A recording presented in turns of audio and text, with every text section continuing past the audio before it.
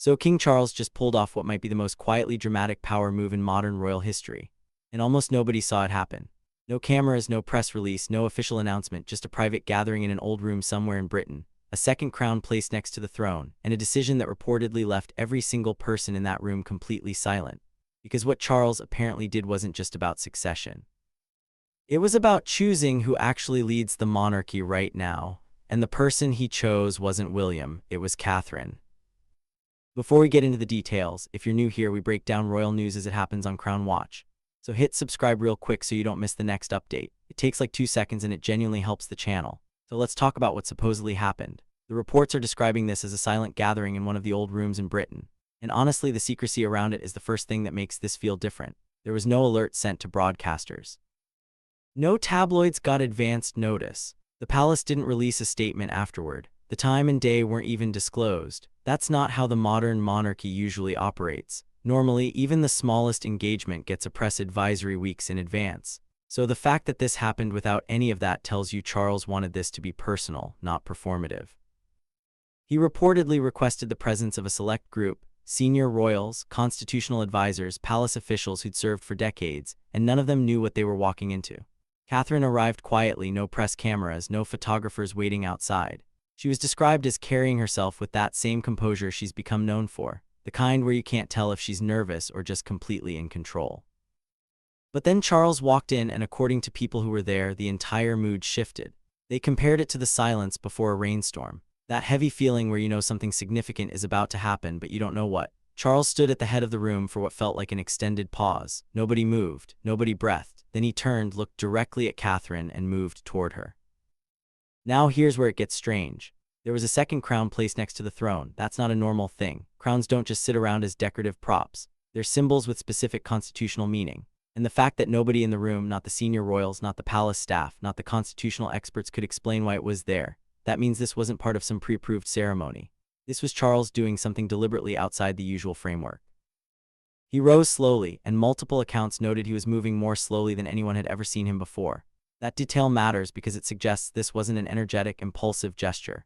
This was deliberate. He knew exactly what he was doing, and he took his time doing it. He reached for the crown, turned to Catherine, and placed it on her shoulders for all time. That's the phrase being used, not placed it on her head like a coronation, placed it on her shoulders. Symbolic language for transferring weight, responsibility, leadership, and the room went silent. Not applause, not gasps, silence. Because everyone there understood they just witnessed something that wasn't supposed to happen in that room on that day in that way.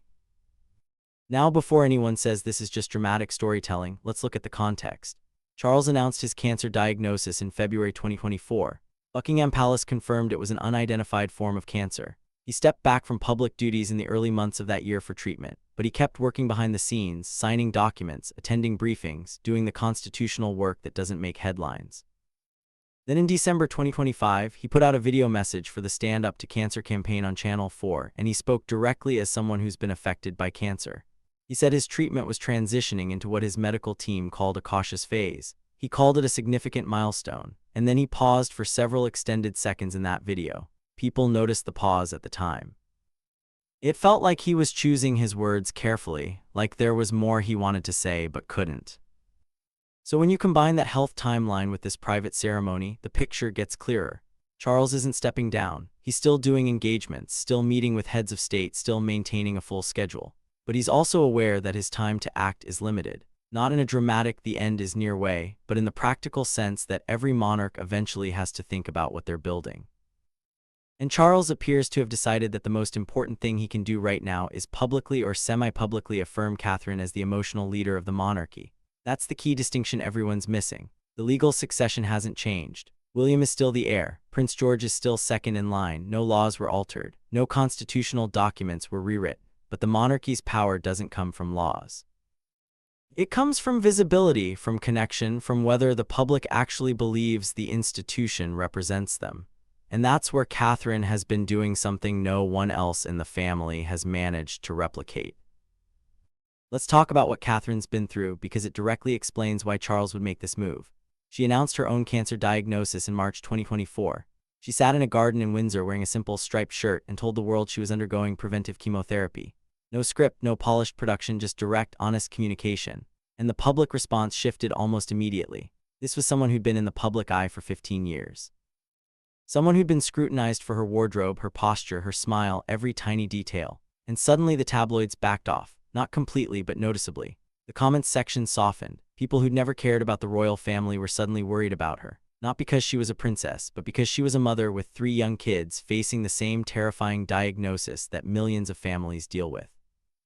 She finished chemotherapy in September 2024. Her return to public life was gradual, carefully scheduled, focused on events that mattered rather than just filling a calendar. And then in January 2026, she confirmed she was in remission, 2 words that carried enormous weight. The relief wasn't just in Britain, it was global because people had watched her disappear, fight, recover, and come back. And that arc did something for the monarchy that no amount of traditional royal work could accomplish. It made her human in a way that felt real, not manufactured. There's a moment from early 2026 that keeps getting shared online. Catherine was at Evelina London Children's Hospital, and a 10-year-old girl named Adrienne asked her if she was the Queen. Catherine paused, smiled, and answered in a way that was warm and human rather than correcting the child with some formal explanation. That moment spread everywhere, and it said more about her public perception than any official title could because the girl wasn't confused about the line of succession. She was recognizing something. She saw Catherine and thought, that's the person in charge, that's the person who matters, and that's exactly what Charles has apparently decided to formalize. Now the constitutional side of this is genuinely interesting if you understand how the British system works. The UK Constitution isn't a single document. It's a collection of laws, judicial decisions, customs, and centuries of accumulated understanding. That flexibility means the monarchy can adapt without changing the legal framework. So when Charles reportedly elevated Catherine in this private ceremony, he wasn't altering the succession. He was doing something arguably more powerful. He was shifting public perception of who leads the institution. And in a system where the monarch's power comes from visibility and emotional connection, that perception is everything. Queen Elizabeth understood this perfectly. Her power wasn't in controlling Parliament. It was in being a symbol so consistent and stable that people couldn't imagine the country without her. When she died in September 2022 at Balmoral, the monarchy lost that anchor. And since then, the institution has been searching for something to fill that gap. Charles inherited that problem. He also inherited a health crisis that forced him to think about legacy sooner than he probably expected. And when you look at the approval ratings from 2024 and 2025, the story is clear. Charles is respected. Camilla has achieved acceptance. William is trusted, but Catherine is loved, and that's a different thing entirely. The Kate effect isn't just about fashion selling out. It's about influence. It's about the fact that when she speaks, people listen. When she shows up, crowds form. When she went through her health crisis, the public didn't just sympathize. They felt personally invested in her recovery. That's the kind of connection the monarchy hasn't had since Diana, and it's built on something different. Diana's connection was partly about rebellion, about being an outsider within the institution. Catherine's connection is about resilience. She's inside the system. She's been tested by it. She's faced something terrifying and she came back stronger. People don't just admire her, they trust her. There were reports that Catherine became the first Princess of Wales in 116 years to grant royal warrants in 2026. That's a significant power, one that hadn't been exercised since Queen Mary's time. Royal warrants are basically official endorsements of British businesses and industries. They carry real economic weight. And the fact that Catherine was given this responsibility before she's even queen tells you how the palace views her role. She's not waiting in the wings. She's already operating as a central figure in the institution.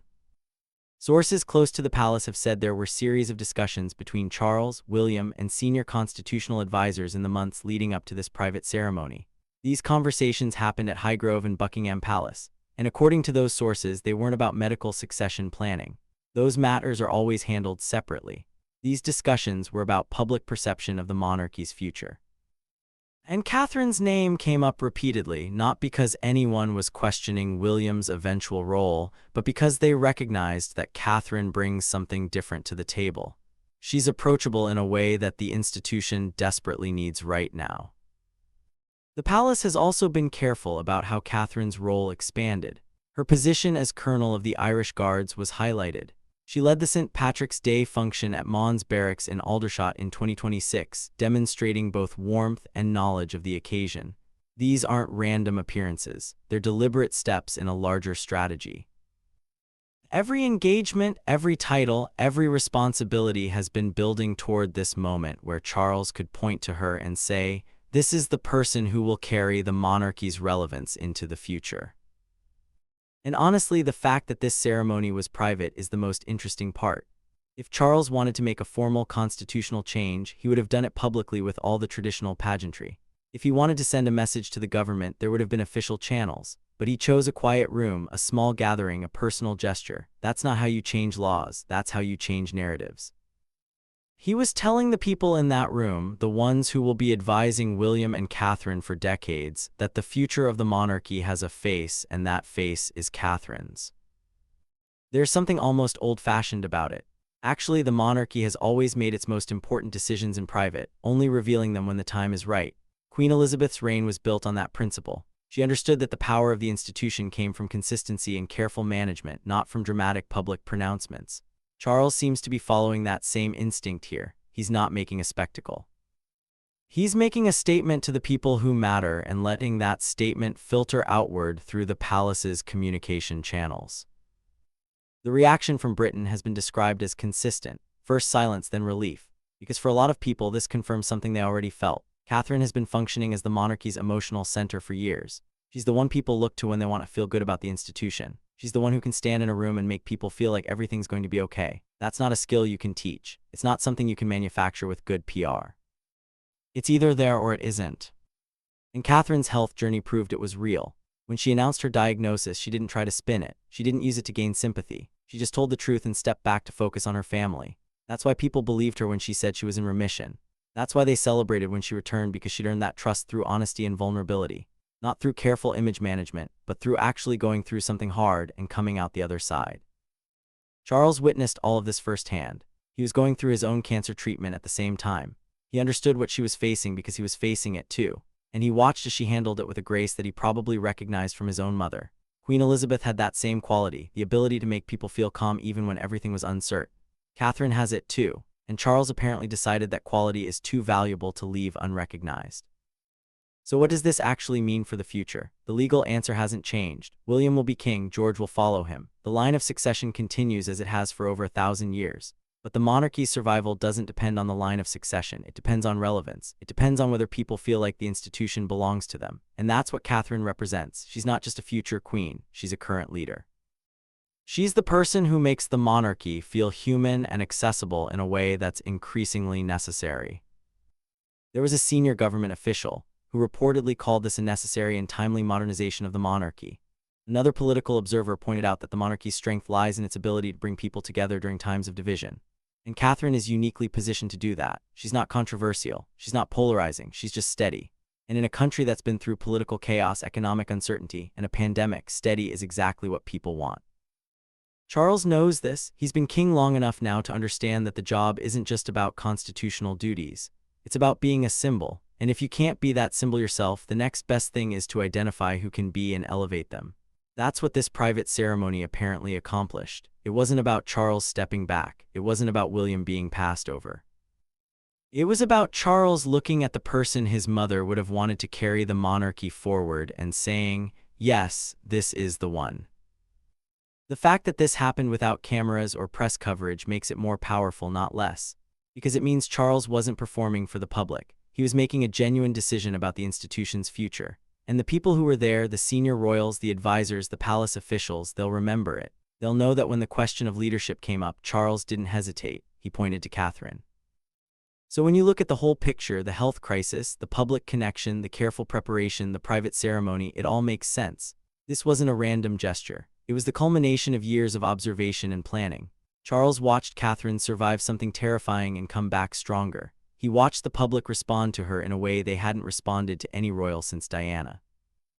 He watched as she took on more responsibility, granted royal warrants, led military functions, connected with children in hospitals, and he decided that this was the person who could carry the monarchy's emotional weight into the future. The legacy question is unavoidable for any monarch. What did you build? What did you leave behind? Charles hasn't had the longest reign, and he's faced health challenges that forced him to think about these things sooner than expected. But he's also had the clarity to recognize what matters. The laws can stay the same. The succession can continue unchanged, but if the people don't believe in the monarchy's relevance, none of that matters. and Catherine makes people believe that's what the second crown symbolized. Not a transfer of legal power, but a transfer of emotional authority.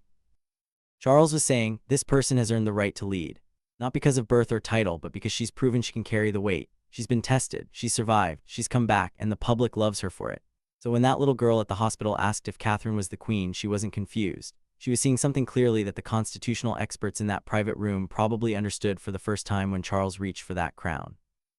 Catherine isn't waiting to become the monarchy's leader. She already is, and Charles just made sure everyone who matters knows it.